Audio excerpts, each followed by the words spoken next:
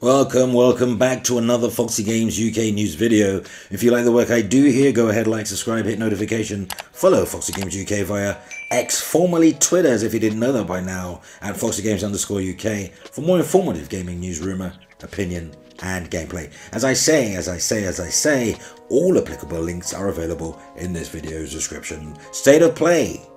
State of play. What a state of play. The first game I want to talk about is Rise of the Ronin.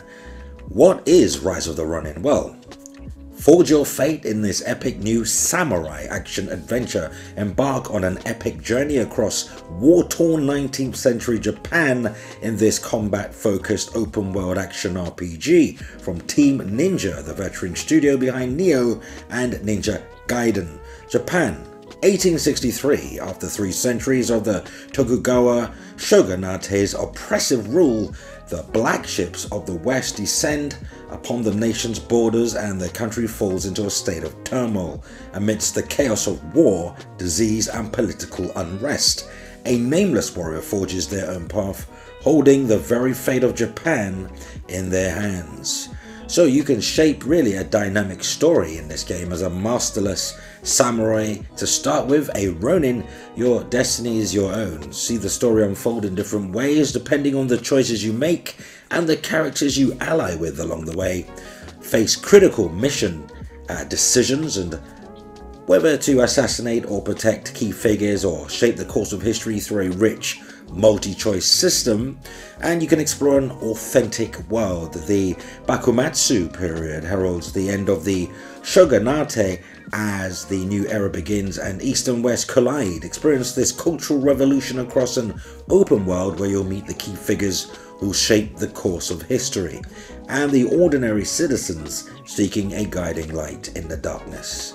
And there's engaging, deep, accessible combat from the veteran developers of Nioh. You would expect that, and Ninja Gaiden. Rise of the Ronin offers deeply engaging yet accessible combat and layers of complexity suitable for any playstyle. Face your foes with a selection of close quarter weaponry or engage from afar with authentic period firearms.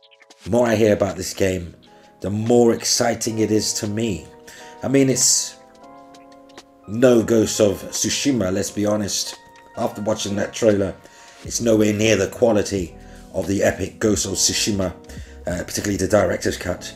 But I would say it's on par with Nioh, the Nioh series, Sekiro, Shadows Die Twice, another game you can compare it to. But looking at the gameplay, I will be honest, it's still in a bit of a rough state.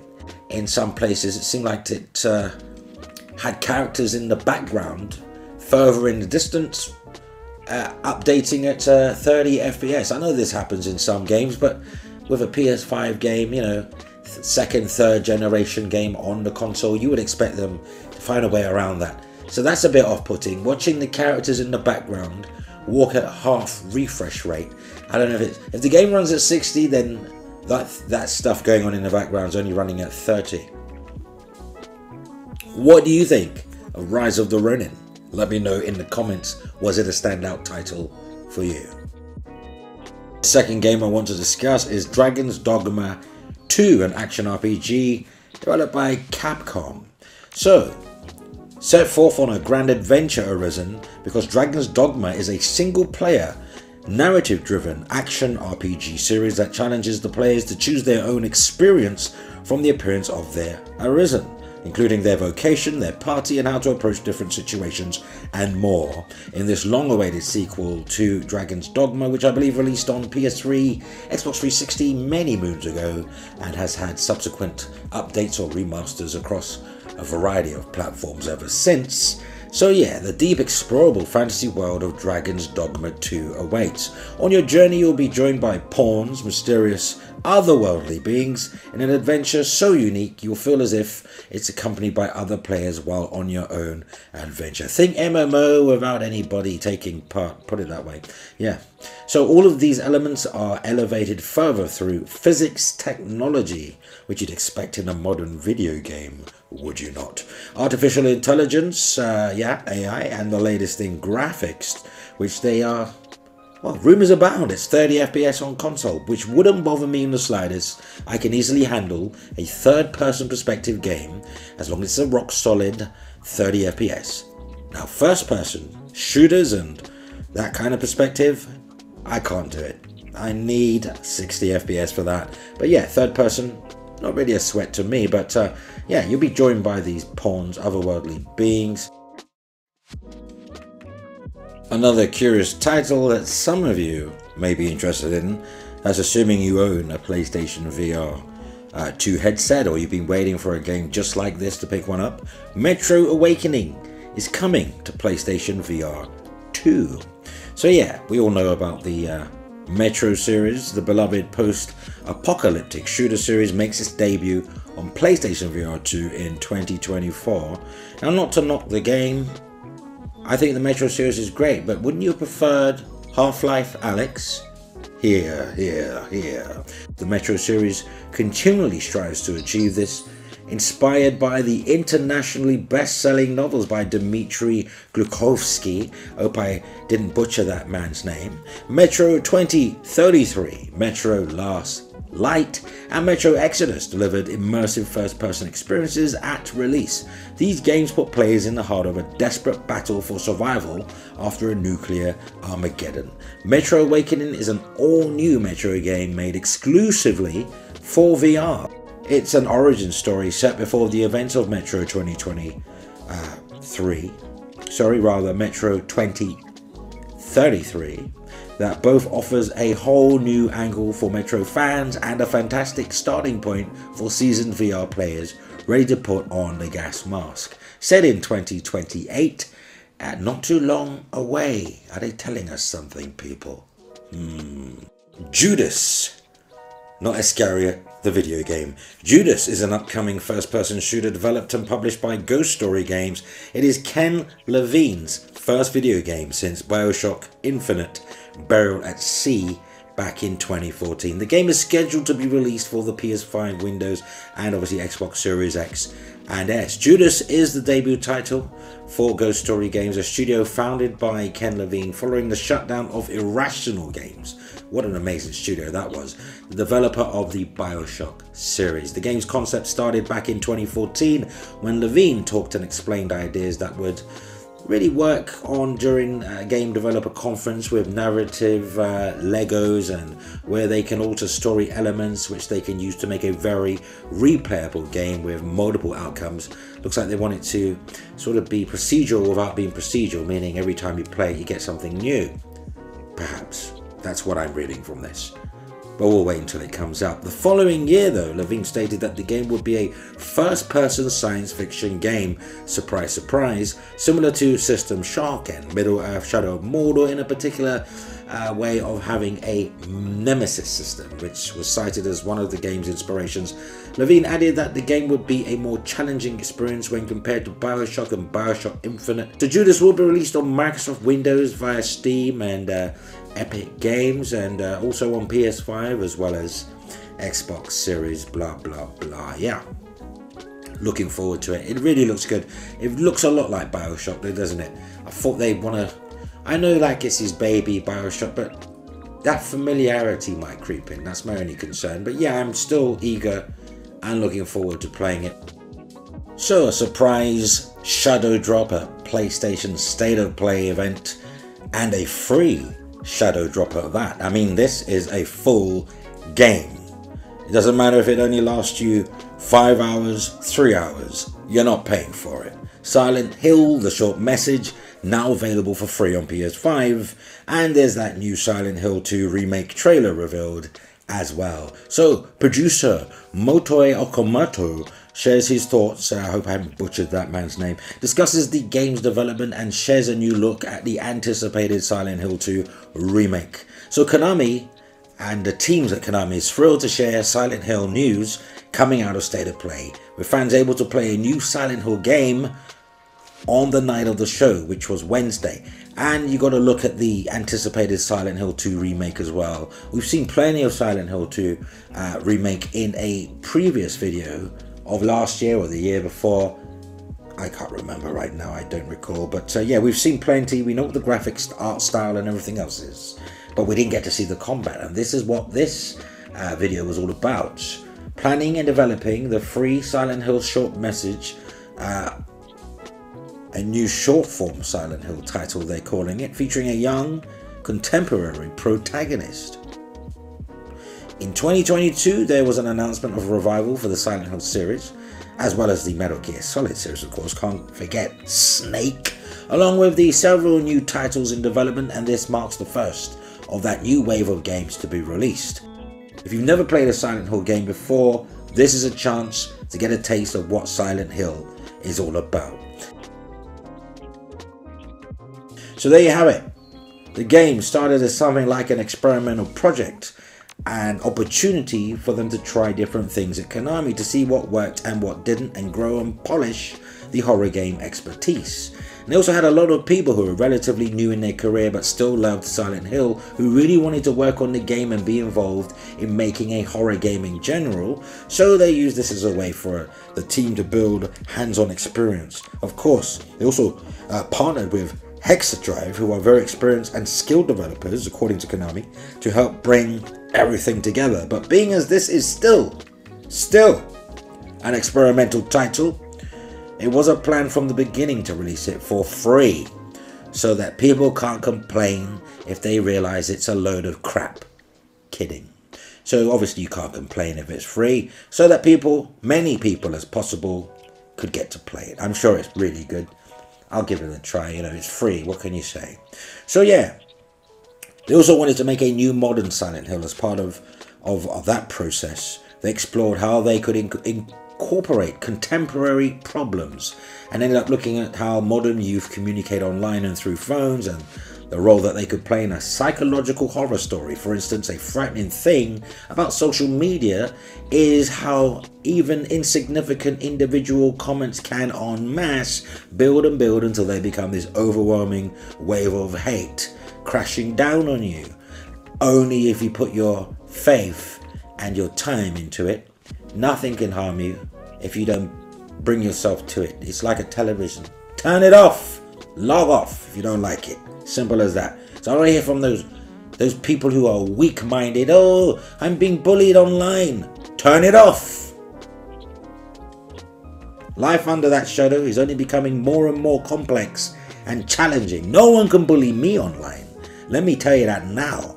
No one, because I don't answer to faceless cowards, so they can't bully me. And it leads to more and more people struggling in their lives. These are weak people. You're a weak character, and you need Jesus. Silent Hill 2 remake, the short story. Give it a try. Enjoy Konami's vision for free. Another game that's a curious mixture of Bayonetta and The Devil Must Die, my mistake, Devil May Cry. Stellar Blade arrives only on PS5 April 26th. So yeah, and you can see from this game a whole heap of talent and money, gaming budget went into this production. Look at it. It's just a beauty to behold, isn't it? But not as beautiful as Jesus. Now the developer Shift Up shares new gameplay details plus information on pre-orders, which begin on February 7. So yeah, the director of Stellar Blade, Hyung Tae Kim, is very pleased to present to you their new gameplay trailer, which you can see right here now in the video. Now the trailer features much of the content that you can experience firsthand in the game, and is also designed to give you an understanding of the game's mechanics and how the scenario unfolds, including its core combat. Very ecstatic is he to make this announcement of the game's release date coming to PS5 on April 26th this year, in the year of our Lord Jesus Christ and Savior 2024, with pre-orders available from February 7, 2024. So yeah, the story of Eve's journey. Stellar Blade follows the journey of Eve.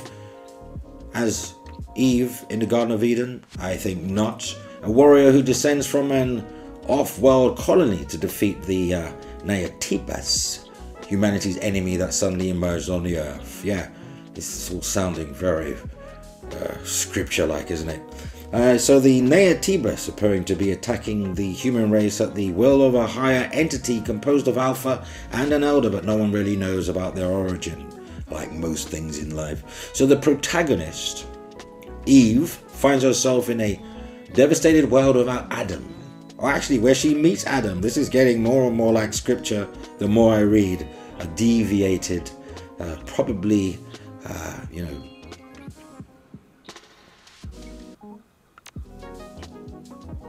So yeah, Adam, a survivor left on Earth, and Lily, a member of a previous airborne squad. Together they join forces in a battle against the Neotibus.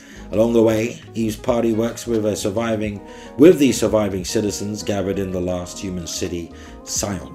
Is it Sion? X-I-O-N? It's not Zion, so it must be Sion. Wow, they must have read the Bible. So the story of Stellar Blade, Zion is connected to a semi-open world, just like Bayonetta, called the Wasteland and the Great Desert, which harbour many secrets. You get to cross paths with many different people and go on adventures in these vast fields to fulfill Eve's goals, while also helping the citizens of Sion. One of the missions involves gathering hypercells. Where have you heard that before? Which are a massive source of energy sustaining Sion. These cells lie dormant throughout the fields, and Eve retrieves these hypercells to turn Sion back to its original glory. This leads her to meet more characters along the way. Throughout the adventure, you'll pick up items like Xenospines or gears, as well as acquire SP and EXP, which unlocks powerful skills, and you can also acquire various cosmetics such as costumes, accessories, and hair styles, which I won't care much about. After all, I'm a man. I just play the game as it's given. I don't want to tinker around with hair, women's hair. So players will hear a wide variety of music while exploring in Stellar Blade, from relaxing tunes at the camp to music that captures the poignancy of a ruined city. Also, the songs have choruses and vocals which will immerse you into the world of Stellar Blade. I've got to say, I have heard the music. It is stunning. I do like choruses and vocals. I love it. It sounds heavenly. I like anything that sounds heavenly, though I have not been to heaven. To hear what it sounds like, one can only imagine. So yeah, they're giving you pre-order details now. In addition to the launch date, you can share your options for experiencing Stellar Blade. Pre-orders will open on February 7 at all participating retailers, PlayStation Store, don't go there, buy it boxed, and direct.playstation.com. Pre-orders will go live at 10 a.m. EST, 7 a.m. PST in the US on February 7. Players who pre-ordered any version of Stellar will receive an early unlock of Planet Diving Suit for Eve, classic round glasses for Eve, and ear armor earrings for Eve, which you can take it or leave it. I'll leave it. I'll play the game, don't care about the bonuses. Get your hands on the standard edition of Stellar Blade for just $70 US, 70 Great British pounds, 80 euros, or 8,980 yen. There will also be a digital deluxe edition of the game, which will no doubt cost you more. How do you like it? We couldn't be more excited to get this game into your hands. Make your calendar for, or mark your, whatever. Stellar Blade, everybody. Stellar Blade. Stellar Blade. And now for the game which, in my opinion, was the standout title of the show. Death Stranding 2 has a title, a release date, and a spectacular new trailer. So Death Stranding 2 received a new, nearly 10-minute long trailer at Sony's January 2024 State of Play event, and this is according to techradar.com. You want to go check it out, link in the description. So the trailer gave a look at the storyline, new visuals, new impressive visuals. Actually, this game looks like it really is one of the first to start and kick off true next generation graphics. Yes, we've had Ratchet and Clank. Yes, we've had Spider-Man 2, but this is another level. So yeah, the trailer gave us a look at the storyline, new visuals, and a 2025 release date. That's the really only downside. I was expecting this game this year for some reason, but I can wait. I'm a patient man. Much to do before 2025 anyway. So we also got final confirmation as to the game's full title. It's going to be called Death Stranding 2 on the Beach. So it wasn't even a rumor. It wasn't a rumor when these games got leaked by whoever, because they snuck into YouTube. So it's not a rumor if you actually see it and then regurgitate it. Not a rumor. It was always Death Stranding 2 on the beach. It couldn't have been wrong if the person saw the trailers or got to access to the video somehow. So the trailer begins with a pair of mysterious figures in military dress recovering a body from a strange chrysalis. Fans of the original Death Stranding, I can have myself included in that, will recognize one of them as Fragile, that's Leia Seydoux, or Seydoux, whatever way you want to pronounce it, a key player in the events of the first game who assists protagonist Sam Porter Bridges, that's Norman Reedus, in his quest to reunite the remnants of the United States. The trailer then gives us a look at a ship that seems to belong to Drawbridge, a non-military organization formed to reconnect the fragmented world of Death Stranding. Now we're then treated to a few gorgeous shots of Death Stranding 2's locales before seeing a preview of a face-off between Sam and Higgs. And he looks more like the Batman Joker than ever, one of the antagonists from the first game. Lastly, we return to the ship before the preview reaches its climax with an ominous message: should we have connected? Now there's a huge amount to unpack, from Higgs' new emo aesthetic to the mysterious puppet that now accompanies Sam on his journey. What a funny little puppet that was. It even turned into sort of a hissing cat with vampire eyes at one point. Now the trailer raises as many questions as it does answers. However, when it comes to games from Kojima Productions, speculation and fan theories are all part of the package and appeal.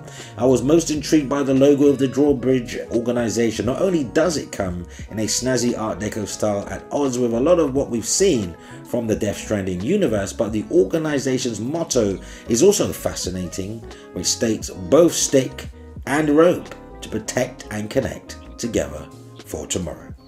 This is yet another reference to a short story by Kobo Abe's short story Nawa, the rope in English, which means the rope in English rather. The first thing you'll see when you start a new game in Death Stranding is a quote from this story. The tale really details the themes of connection and isolation.